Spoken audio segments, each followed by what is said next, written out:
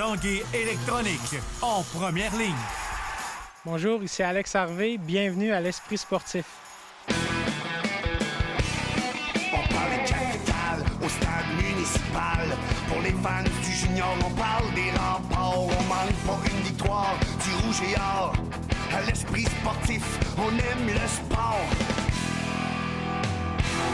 Et c'est Carl Larouche, bienvenue à l'Esprit sportif. Un peu plus tard, on parle de football et du soccer féminin rouge et or. D'abord, on parle de ski de fond. Oui, il y a plus de 2 km de sentiers présentement ouverts depuis vendredi, ici à la forêt Montmorency. C'est la glisse boréale. On en parle un peu plus tard. Mais d'abord, on a fait une belle rencontre sur cette piste.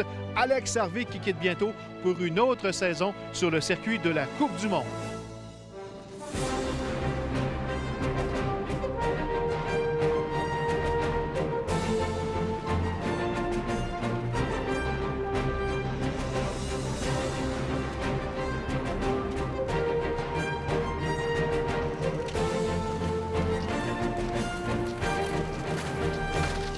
Alex Harvey, après l'entraînement sur ski à roulette, c'est sur la neige maintenant depuis quelques heures seulement pour toi. T'avais hâte de skier sur la neige? Ah, j'avais très hâte, c'est sûr. Le ski à roulette, c'est très bien. Ça représente assez fidèlement le mouvement, mais ça reste qu'on roule sur l'asphalte au lieu de glisser sur la neige, donc c'est un peu différent.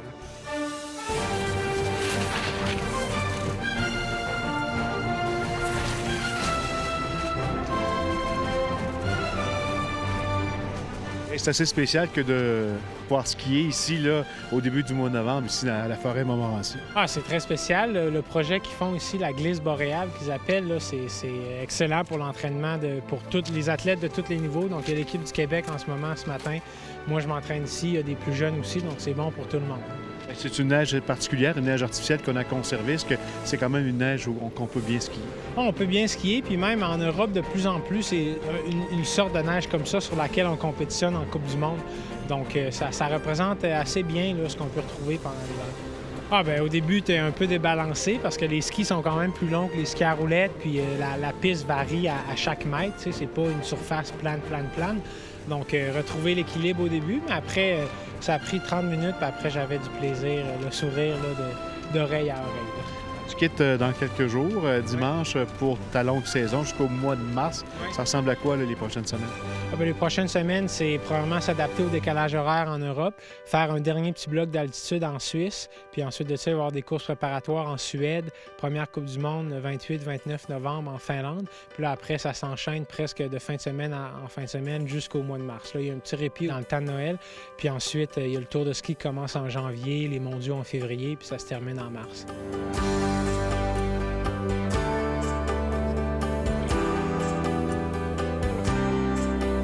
L'objectif cette année, évidemment, c'est entre autres le championnat du monde. Oui, le championnat du monde qui est en Suède, à Falun, de fin février jusqu'à début mars. Donc, c'est l'objectif de performance pour moi cette année. Au niveau de la préparation vers ce championnat du monde-là, ça ressemble un petit peu à ce que tu as vécu pour les Olympiques? Oui, c'est sensiblement la même chose. Donc, on y va en crescendo. On commence la saison, on veut être dans la game, c'est sûr, au début, mais avant, il n'y a pas de stress pour moi avant le début du mois de janvier, qui est le Tour de ski. Ça va être le premier grand rendez-vous de la saison. Merci, bonne saison. Merci, ça fait plaisir. Hugues, sans regret, on est à peine au début du mois de novembre, mais c'est déjà l'hiver ici. C'est la deuxième année qu'on présente la glisse boréale. Oui, on est dans notre deuxième année d'opération. L'année passée, ça a été un succès. Cette année, on a décidé de renouveler l'expérience. On a encore plus de monde qui veulent venir skier à la forêt, donc ça nous fait plaisir d'offrir ça.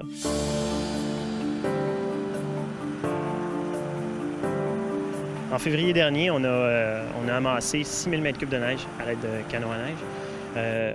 Par-dessus ce tas de neige-là, on a ajouté des copeaux de bois. Donc, on a gardé tout au long de l'année notre neige sous un manteau de copeaux de bois. On a déballé le cadeau la semaine du 25 octobre pour par la suite étendre ça avec la machinerie puis façonner ce 2 km de sentier-là. C'est un défi à chaque année que de préparer tout ça? C'est une grosse logistique. C'est vraiment une grosse logistique, là. Dans le fond, au niveau des infrastructures ici, on est apte à pouvoir étaler toute cette neige-là à temps.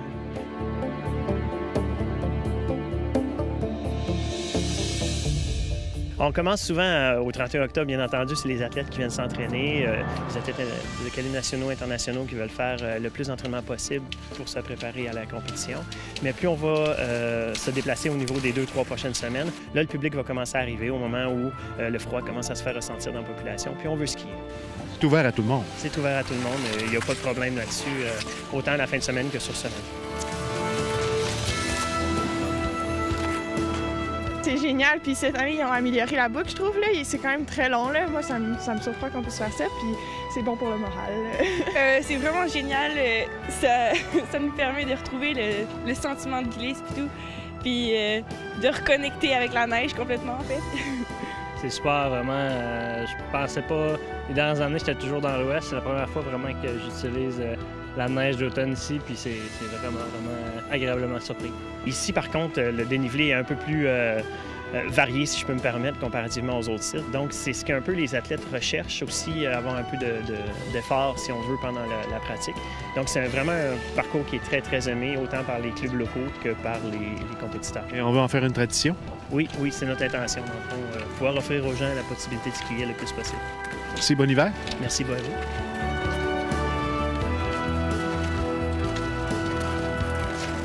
Après la pause, c'est le début de la vraie saison pour le club de football Rouge et Or. On revient dans 3 minutes 30.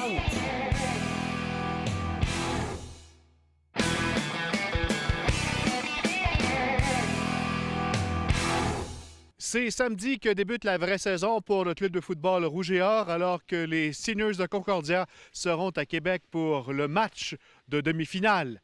Michael Roy. Pour la première fois depuis des lunes, le Rouge et Or de l'Université Laval s'est entraîné cette semaine après une défaite. Du jamais vu depuis octobre 2012. Tu veux pas perdre, mais je pense que c'est rafraîchissant de voir les joueurs afficher encore une meilleure attitude. La dernière fois que le Rouge et Or a été battu, il a répondu avec une séquence de 25 victoires consécutives, un record du football universitaire canadien. Inquiet pour le prochain match, joueur et entraîneur du Rouge et Or? Non, je suis pas inquiète, les gars. Je pense que, justement, cette défaite-là va nous permettre d'augmenter notre jeu d'un cran. Je pense que la déception est juste normale aussi, donc c'est question de temps de digérer ça et de revenir au travail, mais je pense pas que ça a affecté leur désir de bien faire. Je pense que ça a été un réveil pour se dire, regarde, on n'est pas invincible, puis il faut qu'on travaille fort encore si on veut réussir ce qu'on veut accomplir. Pendant ce temps, les adversaires du Rouge et Or, les Steigneurs de Concordia, après avoir gagné leurs 4 premiers matchs en saison, n'ont rien cassé par la suite. En fait, ils ont également gagné leur toute dernière rencontre sur le tout dernier jeu du match. Derrière du calendrier, on rejouait Sherbrooke comme Montréal et nous, donc c'est un peu plus difficile pour eux. Mais je vois le même caractère, le même arme, le même côté de compétition qu'on n'avait pas vu dans les années antérieures. Comme le veut donc le bon vieux cliché sportif, rien n'est gagné d'avance face aux Steigneurs, deuxième meilleure défense contre la passe cette saison au Québec. Ils ont une bonne défensive, c'est des joueurs qui sont gros, sont athlétiques, puis qui jouent avec beaucoup de caractère, surtout avec leur nouvelle mentalité avec les nouveaux entraîneurs. Je pense que c'est une équipe qui lâche pas puis qui travaille très fort. En passant, la dernière défaite du Rouge et Or de l'Université Laval en séries éliminatoires au Québec, c'était en 2002 contre les Steigneurs de Concordia. Depuis ce revers, les hommes de Glenn Constantin ont remporté 11 titres québécois consécutifs et on compte toujours. Ici Michael Roy, à Québec, pour la chaîne TVA Sport. C'est aujourd'hui au PEPS que débutait le championnat canadien de soccer féminin, entre autres le Rouge et Or qui disputait sa première rencontre en début de soirée. Mais hier, c'était le gala de ce championnat canadien. Plusieurs membres du Rouge et Or étaient en nomination. Voici un résumé de cette soirée. La gagnante du trophée de la recrue de l'année de SIC, c'est Mélissa Roy.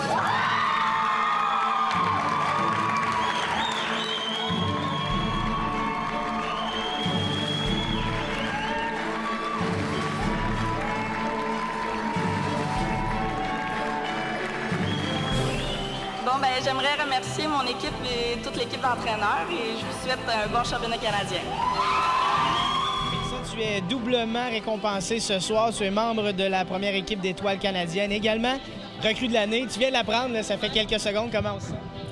Je suis vraiment contente d'avoir gagné ce prix-là. C'est vraiment un honneur là, en tant que défenseur de gagner ça, mais c'est sûr qu'on reste concentré sur le championnat canadien.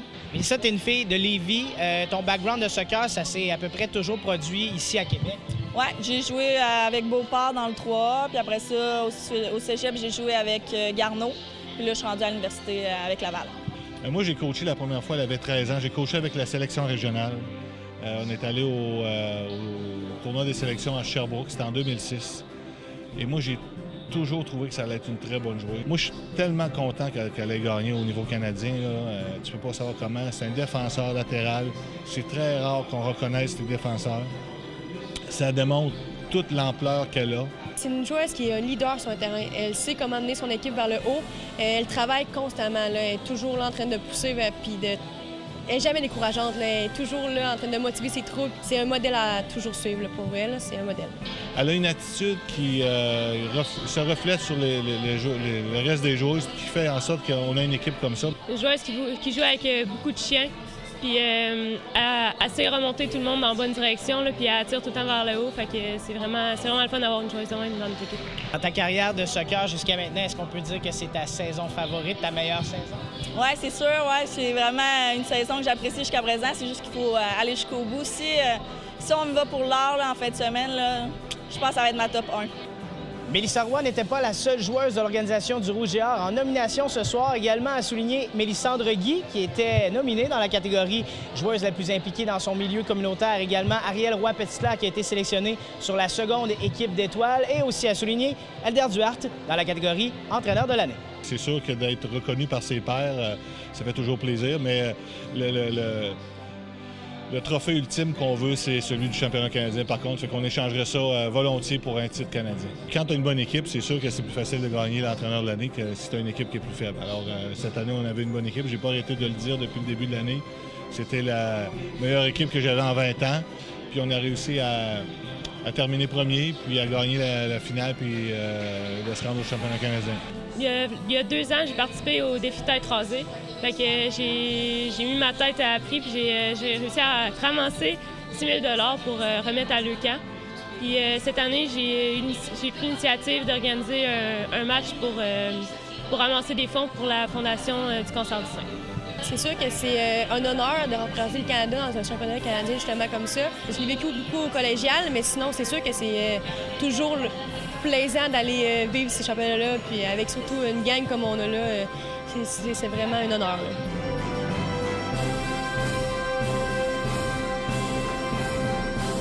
Voilà, de la forêt Montmorency, où le ski de fond est en vedette depuis plusieurs jours déjà. C'était l'Esprit sportif. Bye-bye, à demain.